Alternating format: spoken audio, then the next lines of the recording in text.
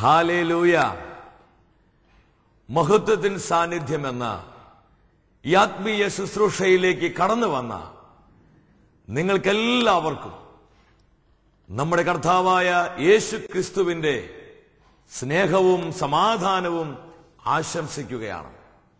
126 സങ്കീർത്തനം 3 തിരുവചനത്തിൽ ദൈവത്തിന്റെ വചനം ഇപ്രകാരം പ്രഖ്യാപിക്കുകയാണ്: കർത്താവ് വലിയ കാര്യങ്ങൾ ഞങ്ങൾക്ക് വേണ്ടി ചെയ്തിരിക്കുന്നു, ഞങ്ങൾ സന്തോഷിക്കുന്നു. പ്രിയ സഹോദര സഹോദരി, ദൈവം നിങ്ങൾക്ക് വേണ്ടി വലിയ കാര്യങ്ങൾ ചെയ്യുന്ന ദിവസമാണിത്. ഈ വലിയ വിശ്വാസത്തോടെ നമുക്ക് അല്പസമയം ഇന്നും ജീവിക്കുന്ന നമ്മുടെ കർത്താവിനെ മനം തുറന്ന് നമുക്ക് പാടി ആരാധിക്കാനായിട്ട് ഒരുങ്ങാം. നമ്മുടെ ഇന്നത്തെ പ്രധാനപ്പെട്ട നിയോഗം എന്ന് പറയുന്നത്, ദൈവവചന ശുശ്രൂഷകളിൽ പങ്കെടുത്തിട്ടും ഒരുപാട് ആത്മീയ ശുശ്രൂഷകളിലേക്ക് കടന്നു വന്നിട്ടും മാനസാന്തരത്തിന് അനുഭവമില്ലാതെ പാപസുഖങ്ങൾ ഉപേക്ഷിക്കാൻ കഴിയാത്ത പ്രിയപ്പെട്ടവർക്ക് വേണ്ടി നമ്മൾ പ്രാർത്ഥിക്കാൻ പോവുക. നമുക്കൊന്ന് ചേർന്ന് അഭിഷേക നിറവിൽ ഈ വരികൾ പാടി കർത്താവിനെ മഹത്വപ്പെടുത്താം. ഇരുവശങ്ങളിലേക്ക് കരമടിച്ച് ഈ കാലഘട്ടത്തിന് അഭിഷേകം നിറഞ്ഞിടാ, അധികമാമളവിൽ അഭിഷേകം പകരണമേ. ഈ കാലഘട്ടത്തിന് അഭിഷേകം നിറഞ്ഞിടാ, അധികമാമളവിൽ അഭിഷേകം, അധികമാമളവിൽ അഭിഷേകം പകരണമേ. നിറയട്ടെ എന്നിൽ, കവിയട്ടെ എന്നിൽ, ഒഴുകട്ടെ പുതിയൊരു അഭിഷേകം. സ്വരമുയർത്തി പാടിക്കേ. നിറയട്ടെ എന്നിൽ, കവിയട്ടെ എന്നിൽ, ഒഴുകട്ടെ ഒഴുകട്ടെ പുതിയൊരു അഭിഷേകം. എല്ലാവരും ഒന്ന് ചേർന്ന് നിറയട്ടെ എന്നിൽ, കവിയട്ടെ എന്നിൽ, ഒഴുകട്ടെ പുതിയൊരു അഭിഷേകം. ഇന്നോളം മാനസാന്തരം ഇല്ലാത്ത മാനവരെ നേടിടുവാ, ഇതുവരെയും പാപസുഖം വെടിയാത്ത ജീവിതങ്ങളെ നേടിടുവാ. ഒരിക്കൽ കൂടെ ഇന്നോളം ഹല്ലേലൂയ, ഹല്ലേലൂയ. മാനസാന്തരം ഇല്ലാത്ത മാനവരെ, ഇല്ലാത്ത മാനവരെ ആയിരങ്ങളാണ് ഞങ്ങൾ ആഗ്രഹിച്ചു പാടി പ്രാർത്ഥിക്കുക. ഇതുവരെയും പാപസുഖം വെടിയാത്ത ജീവിതങ്ങളെ നേടിടുവാ. ആത്മാവേ വരദാനത്തിൻ ശക്തി നിറച്ചു നയിക്കണമേ, ആദിയിലെ പോൽ ഇന്നിവിടെ അത്ഭുത ശക്തി വെളിപ്പെടുവാ. ആത്മാവേ വരദാനം ആഗ്രഹിച്ചു പാട്. നിറച്ചു ആദിയിലെ പോലെ സകല കെട്ടുകളെ പൊട്ടിക്കുക, ജഡികളെ വെളിപ്പെടുവാ. നിറയട്ടെ എന്നിൽ, കവിയട്ടെ എന്നിൽ, ഒഴുകട്ടെ പുതിയൊരു അഭിഷേകം. കരങ്ങൾ ഉയർത്തിയടിച്ചെല്ലാവരും നിറയട്ടെ എന്നിൽ, കവിയട്ടെ എന്നിൽ, ഒഴുകട്ടെ. കത്തി കത്തി ജ്വലിച്ച് ആത്മനിറവിൽ ഏറ്റുപാടുക. നിറയട്ടെ എന്നിൽ, കവിയട്ടെ എന്നിൽ, ഒഴുകട്ടെ. വരിക വരിക പരിശുദ്ധാത്മാവേ, വരിക. നിറയട്ടെ എന്നിൽ, കവിയട്ടെ എന്നിൽ, ഒഴുകട്ടെ. ശക്തമായി കരമടിച്ച് എല്ലാവരും ഒന്ന് ചേർന്ന് നിറയട്ടെ എന്നിൽ, കവിയട്ടെ എന്നിൽ, ഒഴുകട്ടെ. ഇരുകരങ്ങളും സ്വർഗത്തിലേക്ക് ഉയർത്തി സ്തുതിച്ചു പ്രാർത്ഥിക്കേ. ഇത് കൃപയുടെ സമയമാണ്, ഇത് കരുണയുടെ സമയമാണ്. കർത്താവിന്റെ അത്ഭുതകരമായ കൃപകളാൽ നമ്മെ വിശുദ്ധീകരിക്കുന്ന സമയമാണ്. കരങ്ങൾ ഉയർത്തി സ്വരമുയർത്തി പ്രാർത്ഥിക്കേ. Hallelujah, hallelujah, hallelujah. ആഹാപിതാവേ, യേശുക്രിസ്തുവിന്റെ നാമത്തിൽ ഞങ്ങൾ പ്രാർത്ഥിക്കുന്നു. ദൈവവചന ശുശ്രൂഷകളിൽ പങ്കെടുത്തിട്ടും ഒരുപാട് ആത്മീയ ശുശ്രൂഷകളിൽ കടന്നു ചെന്നിട്ടും മാനസാന്തരത്തിന് അനുഭവമില്ലാത്ത, നവീകരണത്തിന് അനുഭവമില്ലാത്ത ഞങ്ങളെല്ലാം പ്രിയപ്പെട്ടവർക്ക് വേണ്ടി പ്രാർത്ഥിക്കുന്നു. കർത്താവേ, കരം നീട്ടണമേ. സകല ബന്ധന കെട്ടുകളെ പൊട്ടിക്കണമേ. സാത്താനി നുഖങ്ങൾ ഒടിച്ച് കളയണമേ. പാപശക്തികളെ, ജഡിക ബന്ധനങ്ങളെ, ലൗകിക സ്വാധീനങ്ങളെ കത്തിച്ചാരമാക്കണമേ.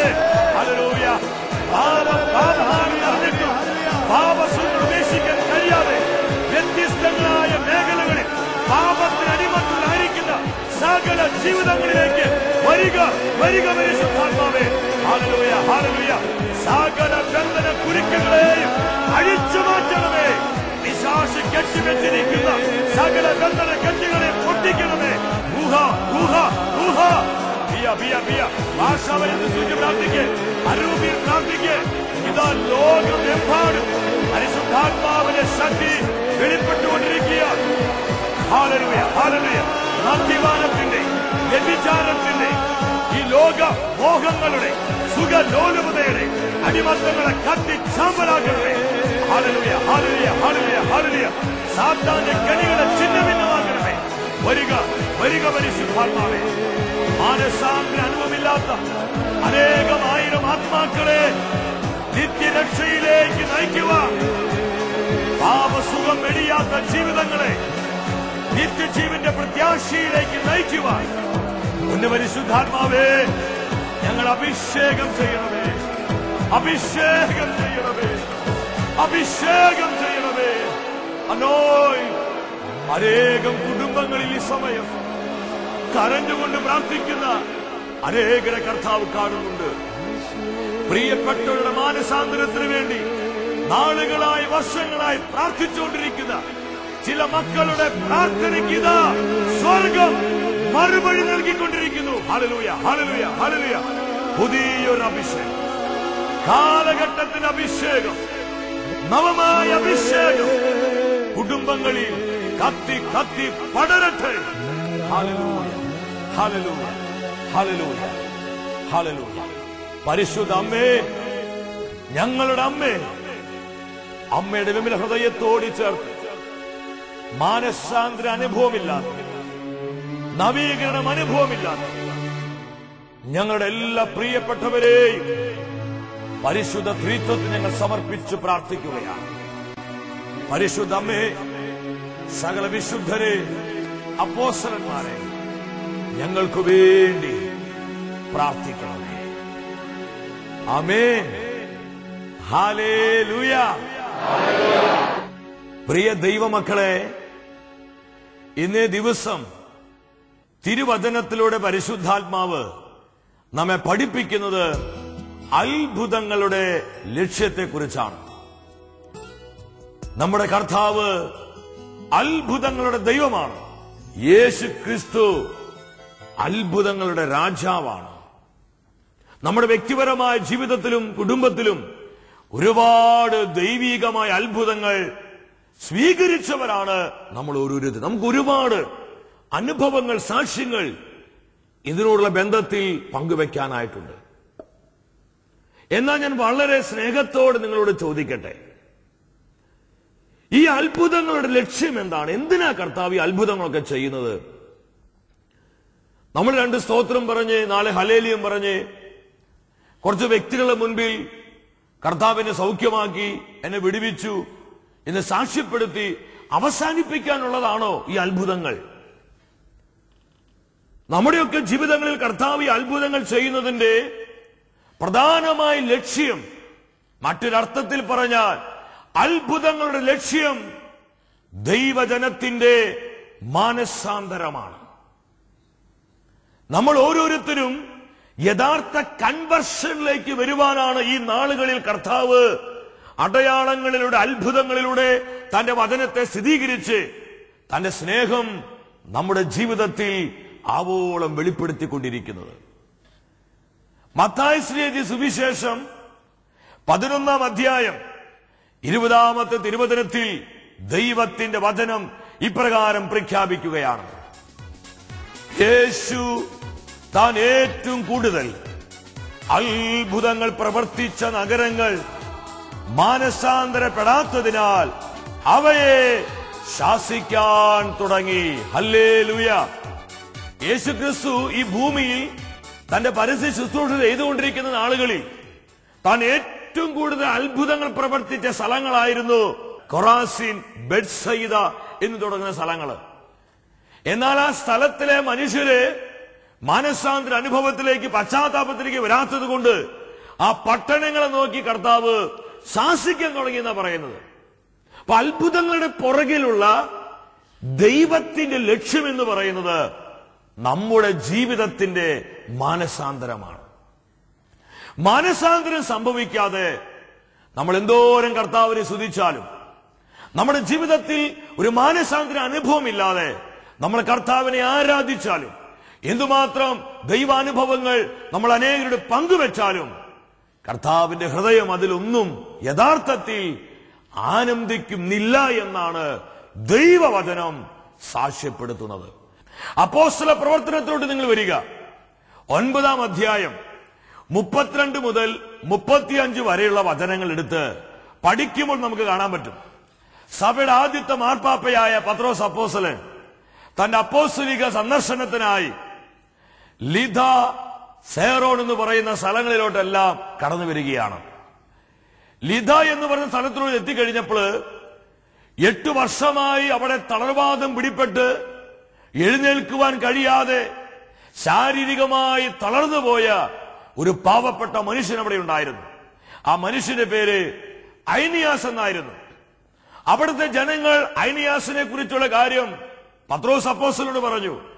ഇത് കേട്ട് കഴിഞ്ഞപ്പോൾ പത്രോസ്ലീഗ പരിശുദ്ധാത്മ നിറവിൽ അഭിഷേകത്തിൽ തളർന്നു കിടക്കുന്ന ഐനിയാസിന് അടുത്ത് ചെന്നുകൊണ്ട് പറഞ്ഞു, ഐനിയാസേ, യേശു ക്രിസ്തു നിന്നെ സുഖപ്പെടുത്തുന്നു, എഴുന്നേറ്റ് നിന്റെ കിടക്ക ചുരുട്ടുക. വചനം സാക്ഷ്യപ്പെടുത്തുകയാണ്. ഉടനെ തന്നെ അവൻ എഴുന്നേറ്റു. പരിശുദ്ധാത്മാവ് അത്ഭുതത്തിന് അഭിഷേകമായി, സൗഖ്യത്തിന് ആത്മാവായി ഐനിയാസിനുമേൽ വ്യാപരിച്ചു. തളർച്ച മാറി, അവന്റെ ശരീരം ബലപ്പെടാൻ തുടങ്ങി. ശോഷിച്ചു പോയ, ബലമില്ലാത്ത അവന്റെ കണങ്കാലുകൾ പരിശുദ്ധാത്മാവിനാൽ ശക്തി പ്രാപിച്ചുവെന്ന് ദൈവത്തിന്റെ വചനം സാക്ഷ്യപ്പെടുത്തുകയാണ്. എന്നാൽ എന്താ അവിടെ സംഭവിച്ചെന്നറിയോ? ഉടനെ അവൻ എഴുന്നേറ്റിരുന്നു. 35-ാം വചനത്തിൽ വചനം വെളിപ്പെടുത്തുകയാണ്. ലിദിയായിലെയും സാറോണിലെയും സകല ജനങ്ങളും ഐനിയാസിനെ കണ്ട് കർത്താവിലേക്ക് തിരിഞ്ഞു. ഹല്ലേലൂയ! പ്രിയ സഹോദര സഹോദരി, ഇതാണ് അത്ഭുതത്തിന്റെ ലക്ഷ്യം. അത്ഭുത സൗഖ്യം പ്രാപിച്ച, അത്ഭുത വിടുതൽ പ്രാപിച്ച ഐനിയാസിനെ കണ്ട് ലിദായിലെ, സേറോണിലെ സകല മനുഷ്യരും കർത്താവിലേക്ക് തിരിഞ്ഞെന്ന് പറഞ്ഞാൽ അവർ മാനസാന്തര അനുഭവത്തിലേക്ക് വന്നു. അവർക്കൊരു കൺവേർഷൻ ഉണ്ടായി. അവരവരുടെ ജീവിതങ്ങളെ സമ്പൂർണമായും കർത്താവിനായി സമർപ്പിച്ചു. ഈ വചനം നിങ്ങൾ പങ്കുവെക്കുമ്പോൾ ഒരു സംഭവം എന്റെ മനസ്സിലോട്ട് കടന്നു വരികയാ. വർഷങ്ങൾക്ക് മുൻപ് എന്റെ വളരെ വലിയൊരു സ്നേഹിതൻ, തികച്ചും അവന്റെ നിരീശ്വരവാദിയായിരുന്നു. എന്നാൽ അനേകരുടെ പ്രേരണ നിമിത്തവും ഒത്തിരി വ്യക്തികളുടെ പ്രാർത്ഥന മുഖാന്തരവും വർഷങ്ങൾക്ക് മുൻപ് ഡിവൈൻ ധ്യാന കേന്ദ്രത്തിൽ ധ്യാനം കൂടുവാൻ കർത്താവ് അവന് കൃപ നൽകി. അങ്ങനെ ധ്യാനത്തിനായിട്ട് ഡിവൈൻ ധ്യാന കേന്ദ്രത്തിലേക്ക് കടന്നു ചെന്നു.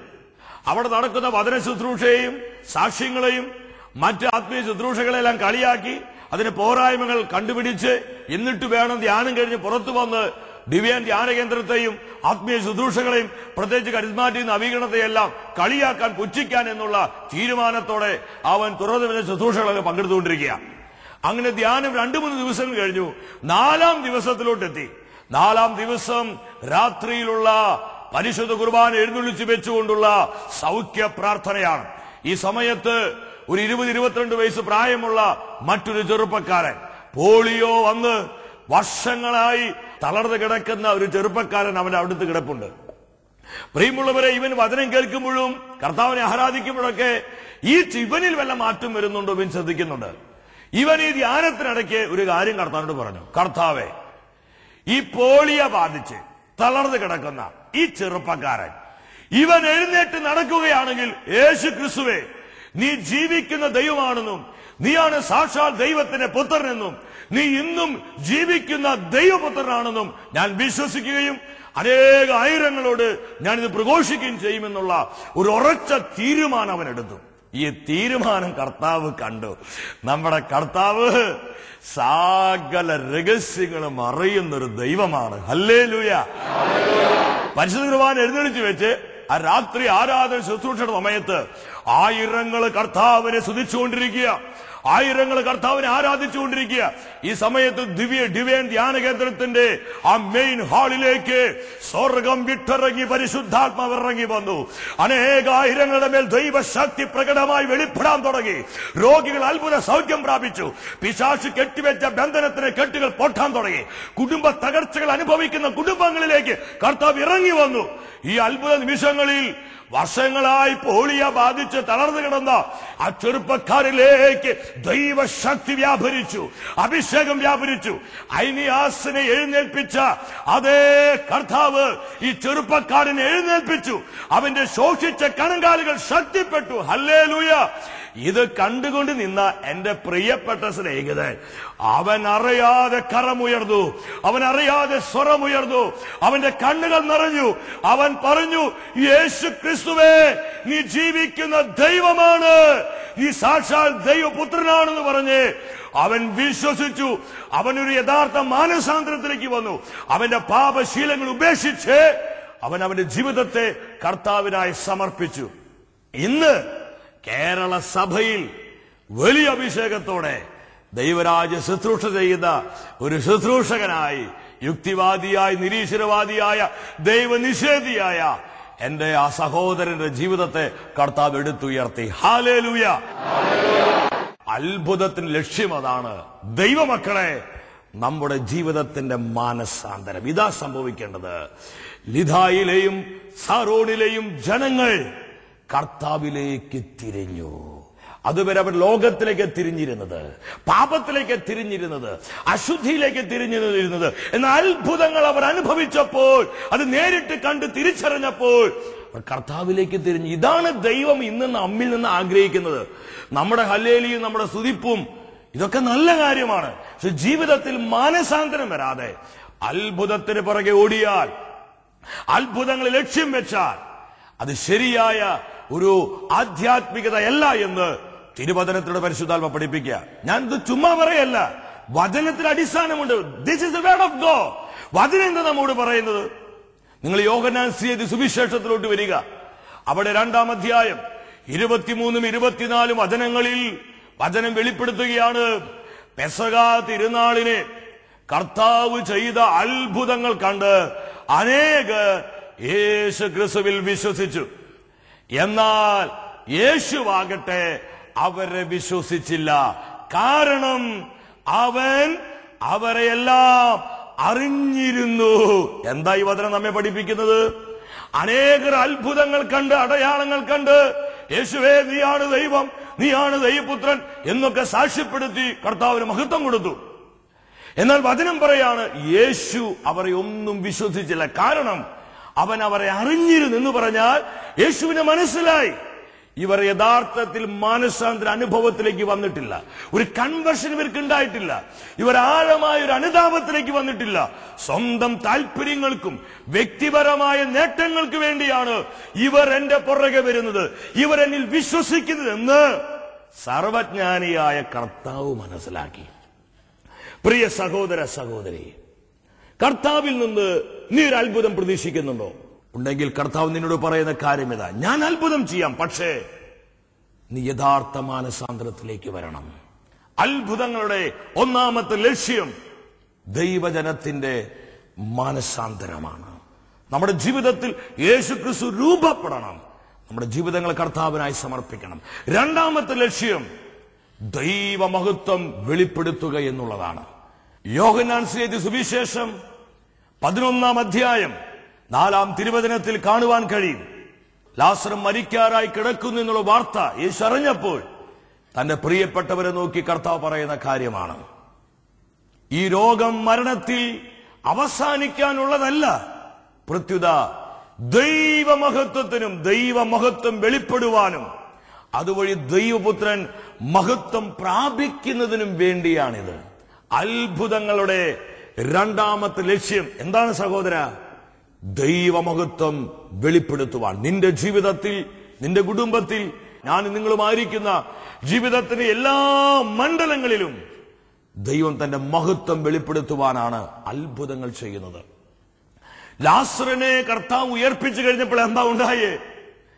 യോഹന്നാന്റെ സുവിശേഷം 11-ാം അധ്യായം 45-ാം വചനത്തിൽ പറയുകയാണ്, മറിയത്തിന്റെ അടുക്കൽ നിന്നിരുന്ന യഹൂദരിൽ വളരെ പേർ യേശു പ്രവർത്തിച്ച അത്ഭുതങ്ങൾ കണ്ട് അവനിൽ വിശ്വസിച്ചു. കാരണം ദൈവമഹത്വം വെളിപ്പെട്ടു. 4 ദിവസം മുമ്പ് മരിച്ചുപോയ ലാസർ, അവന്റെ ശരീരമൊക്കെ ചീഞ്ഞളിഞ്ഞിരിക്കുക. എന്നാൽ ലാസറേ, നീ പുറത്തു വരിക എന്ന് കർത്താവായ യേശു അവനെ നോക്കി വിളിച്ചു പറഞ്ഞപ്പോൾ ആ വചനം അവനിൽ അത്ഭുതകരമായി പ്രവർത്തിക്കുകയും ഒരു സാധാരണ മനുഷ്യനെ പോലെ ശവകുടീരം വിട്ട് അവൻ പുറത്തു വരികയും ചെയ്തു. ഈ ദൈവപ്രവൃത്തി കണ്ടു കഴിഞ്ഞപ്പോൾ അനേകർ യേശു ക്രിസ്തു വിശ്വസിക്കാനിടയായി. ദൈവമഹത്വം വെളിപ്പെടുമ്പോൾ സംഭവിക്കുന്ന അടിസ്ഥാന കാര്യം എന്ന് പറയുന്നത് നമ്മുടെ ജീവിതത്തിന് മാനസാന്തരമാണ്. രാജാക്കന്മാരുടെ 1-ാം പുസ്തകം 18-ാം അധ്യായത്തിൽ കാണാൻ പറ്റും. കർമ്മേൽ മലമുകളിൽ ഏലിയ ബലിപീഠം പണിത് അവൻ പ്രാർത്ഥിച്ചപ്പോൾ സ്വർഗത്തിൽ നിന്ന് അഗ്നി ഇറങ്ങി ആ ബലിവസ്തു ദഹിപ്പിച്ചു കഴിഞ്ഞപ്പോൾ അത് കണ്ടുകൊണ്ട് നിന്ന് അനേകമായിരങ്ങള് സത്യദൈവത്തെ മറന്ന് ബാൽദേവിന്റെ പുറകെ പോയി, അക്ഷേര ദേവിയുടെ പുറകെ പോയി, വിഗ്രഹാരാധനയിലും വ്യഭിചാരത്തിലും മ്ലേച്ഛകരമായ ജീവിതത്തിലും കഴിഞ്ഞിരുന്ന ആ ജനത, ഇസ്രായേൽ ജനത മുഴുവൻ ദൈവമഹത്വം വെളിപ്പെട്ടപ്പോൾ, ഈ അത്ഭുതം ദർശിച്ചു കഴിഞ്ഞപ്പോൾ അവർ സാഷ്ടാംഗം വീണ് കർമ്മൽ മലയിൽ അവർ സ്വരമുയർത്തി പ്രഖ്യാപിച്ചു, കർത്താവ് തന്നെ ദൈവം, കർത്താവ് തന്നെ ദൈവം. ഈ പ്രഖ്യാപനം എപ്പോഴാണ് ഉണ്ടായത്? ദൈവമഹത്വം കണ്ടപ്പോൾ, ഈ അത്ഭുതം അവരുടെ ജീവിതത്തിൽ വെളിപ്പെട്ടപ്പോൾ. പ്രിയ ദൈവമക്കളെ, ഈ 2 കാര്യങ്ങൾ നമ്മൾ ശ്രദ്ധിക്കുക. അത്ഭുതങ്ങളുടെ ലക്ഷ്യം 1 മാനസാന്തരമാണ്, 2 അത് ദൈവമഹത്വം വെളിപ്പെടുത്തുവാനാണ്. ഈ വലിയ തിരിച്ചറിവോടെ നമ്മുടെ ജീവിതങ്ങളെ പൂർണ്ണമായി നമുക്ക് കർത്താവിനെ സമർപ്പിക്കാം. അത്ഭുതങ്ങൾക്ക് വേണ്ടി നമ്മൾ ആഗ്രഹിക്കുമ്പോഴും അത്ഭുതങ്ങൾക്ക് വേണ്ടി നമ്മൾ പ്രാർത്ഥിക്കുമ്പോഴും അതിനുവേണ്ടി നമ്മൾ ധ്യാനങ്ങളും കൺവെൻഷനുകളൊക്കെ പങ്കെടുക്കുമ്പോൾ കർത്താവ് അത്ഭുതങ്ങൾ ചെയ്യും. പക്ഷെ ലക്ഷ്യം തെറ്റരുത്, ലക്ഷ്യം മാനസാന്തരമാണ്. പ്രിയമുള്ളവരെ, ഈ ഒരു തിരിച്ചറിവോടെ നമ്മുടെ ജീവിതങ്ങളെ കർത്താവിനായി സമർപ്പിക്കാം. തുറന്നു വരുന്ന ആരാധന ശുശ്രൂഷയിൽ ഒരു അഭിഷേകം നമുക്ക് സ്വീകരിക്കാം. കർത്താവ് അതിനായി നമ്മെല്ലാവരെയും സമൃദ്ധമായി അനുഗ്രഹിക്കട്ടെ. നിത്യസ്നേഹത്താൽ എന്നെ സ്നേഹിച്ചു, നിത്യസ്നേഹത്താൽ എന്നെ സ്നേഹിച്ചു. നീ കർത്താവാണെന്നും നീ ദൈവമാണെന്നും ഞാൻ വിശ്വസിക്കുന്നു, ഞാൻ പ്രഖ്യാപിക്കുന്നു. ഓ എന്റെ ദൈവമേ, ഓ എന്റെ കർത്താവേ, ആരാധന അങ്ങേയ്ക്കാരാധന. ഓ എന്റെ ദൈവമേ, ഓ എന്റെ കർത്താവേ, ആരാധന അങ്ങേയ്ക്കാരാധന. മഹത്വപൂർണനായ ദൈവം ദിവ്യകാരുണ്യമായി നമ്മെ അനുഗ്രഹിക്കുവാനും വിശുദ്ധീകരിക്കുവാനുമായി ഈ സമയം നമ്മുടെ ജീവിതങ്ങളിലേക്ക് കടന്നു വന്നിരിക്കുകയാണ്. ഇന്നത്തെ ആരാധനയിൽ പ്രത്യേകമായി ദൈവവചനം കേട്ടിട്ടും ഒരുപാട് ആത്മീയ ശുശ്രൂഷകളിൽ പങ്കെടുത്തിട്ടും മാനസാന്തര അനുഭവമില്ലാത്ത എല്ലാ പ്രിയപ്പെട്ടവരുടെയും വിശുദ്ധീകരണത്തിനു വേണ്ടി ഈ സമയം നമുക്ക് ഒരുമിച്ച് പ്രാർത്ഥിക്കാം. ഇരുകരങ്ങളും ദിവ്യകാരുണ്യ തിരുമുൻപിലേക്ക് നമുക്ക് യാചനാപുറം തുറന്നു പിടിക്കാം. ഇത് വിമോചനത്തിന്റെ സമയമാണ്, ഇത് സൗഖ്യത്തിന്റെ മണിക്കൂറുകളാണ്. വർഷങ്ങളായി പ്രാർത്ഥിച്ചിട്ടും ചില വ്യക്തികളിൽ ഒരു മാറ്റവും കാണുന്നില്ല. അതുപോലെ നിരാശപ്പെട്ട് വേദനിച്ചിരിക്കുന്ന ഒരുപാട് ജീവിതങ്ങൾ, നിങ്ങളുടെ വിഷമതകളും ദുഃഖങ്ങളും വിഷമിപ്പിക്കുന്ന സകല ഭാരങ്ങളും ഈ സമയം കർത്താവിനെ തിരുമുൻപിലേക്ക് ഉയർത്ത്. ഈശോയെ, കുടുംബങ്ങളിലൂടെ അങ്ങ് ഉലാത്തണമേ, കുടുംബങ്ങളെ അനുഗ്രഹിക്കണമേ. വചനം കേട്ടിട്ടും ആത്മീയ ശുശ്രൂഷകളിൽ പങ്കെടുത്തിട്ടും യാതൊരു ദൈവാനുഭവമില്ലാതെ പാപത്തിന്റെ വഴിയിൽ, മ്ലേച്ഛതയിൽ, ലോകത്തിന്റെ വെറിക്കൂത്തുകളിൽ, പാപത്തിന്റെ അടിമത്തത്തിൽ ജീവിക്കുന്ന എല്ലാ മക്കളുടെ മേലും ഒരു അഭിഷേക കരങ്ങൾ വെച്ച് അവരെ വിടുവിച്ച് ദൈവരാജ്യത്തിന് വേണ്ടി അഭിഷേകം ചെയ്യണമേ. Hallelujah, hallelujah. ഇരു കരങ്ങളും ഉയർത്തി പരിശുദ്ധാത്മാവിനെ വിളിച്ചു പ്രാർത്ഥിക്കേ. ഇത് അനേകം ജീവിതങ്ങളിലേക്ക് ദൈവത്തിന്റെ പരിശുദ്ധാത്മാവ് ശക്തിയോടെ പ്രവർത്തിക്കുന്നു. മക്കളെ, വിശ്വസിച്ച് പ്രാർത്ഥിക്കേ. ഇത് അത്ഭുതത്തിന് സമയമാണ്. Hallelujah, hallelujah, hallelujah. യേശുവേ എൻ ദൈവമേ, നീ എന്നും മതിയായവൻ. യേശുവേ, ഇതാ ഈ വിശുദ്ധ കുർബാനയിൽ നിന്ന് കർത്താവിന്റെ അത്ഭുത ശക്തി നമ്മുടെ ജീവിതങ്ങളിലേക്ക് ഒഴുകിക്കൊണ്ടിരിക്കുന്നു. Hallelujah, hallelujah, hallelujah. കർത്താവേ, പ്രവർത്തിക്കണമേ. പാപത്തിന്റെ അടിമത്തത്തിൽ ജീവിക്കുന്ന അനേകം ആയിരങ്ങളെ ഈ സമയം കർത്താവേ അവിടുന്ന് വിശുദ്ധീകരിക്കണമേ. Hallelujah, hallelujah, hallelujah, hallelujah. അത്ഭുതങ്ങളാൽ, അടയാളങ്ങളാൽ വചനത്തെ സ്ഥിരീകരിക്കണമേ. ഈശോയെ നന്ദി, പിതാവേ നന്ദി, പരിശുദ്ധാത്മാവേ നന്ദി.